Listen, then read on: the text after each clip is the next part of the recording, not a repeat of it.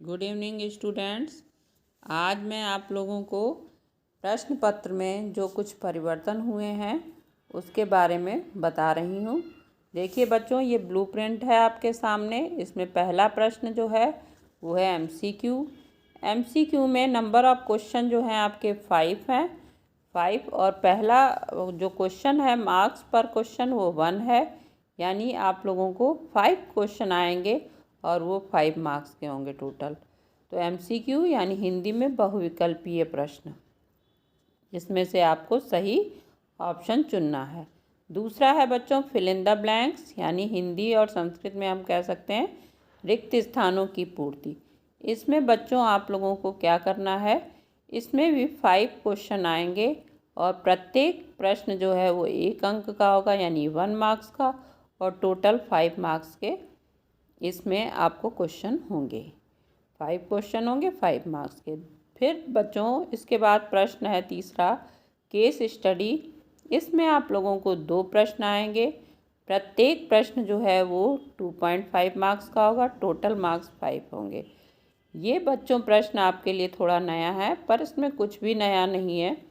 जैसे हम आपने पाठ पढ़ाया है रहीम के दोहे, और उसमें से मान लीजिए हम एक दोहा आपको कोई भी देते हैं, तो पहला दोहा ही मान लेते हैं। कह रहीम संपत्ति सगे बनत बहुत बहुरीत, विपत्ति कसौटी जे कसें ते ही साँचे मीत। मान लीजिए ये हमने दोहा दिया और आपसे पूछा इसमें कि रहीम दास जी ने इस दोहे में किस बारे में बात की है।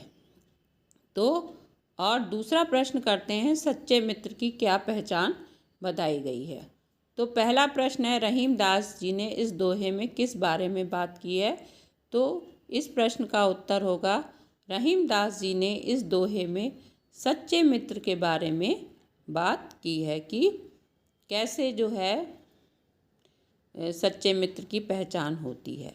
और दूसरा प्रश्न है कि सच्चे मित्र की पहचान कैसे की जा सकती है, सच्चे मित्र की पहचान कब होती है इंसान को।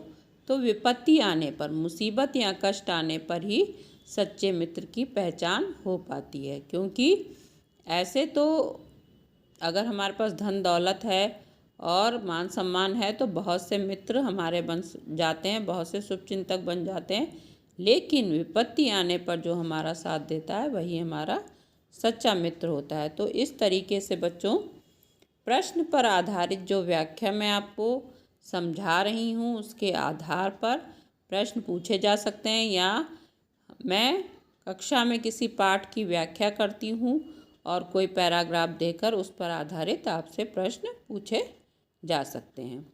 फिर बच्चों प्रश्न संख्या 4 है कि डायग्राम। तो डायग्राम तो आएंगे नहीं, इसमें नीचे दिया है वर्ड मीनिंग, सिनोनिम्स और एंटोनिम्स, यानी शब्दार्थ, विलोम शब्द और समानार्थक शब्द। इस पर आधारित प्रश्न आपके होंगे, जो कि नंबर ऑफ क्वेश्चन है इसमें 1, और ये 2 मार्क्स का है और ये 2 मार्क्स के ही आएंगे। तो इसमें मतलब number of question word meaning जैसे हैं तो एक ही क्वेश्चन होगा, लेकिन उसमें वर्ड मीनिंग आपके 4 भी हो सकते हैं, 2 भी हो सकते हैं।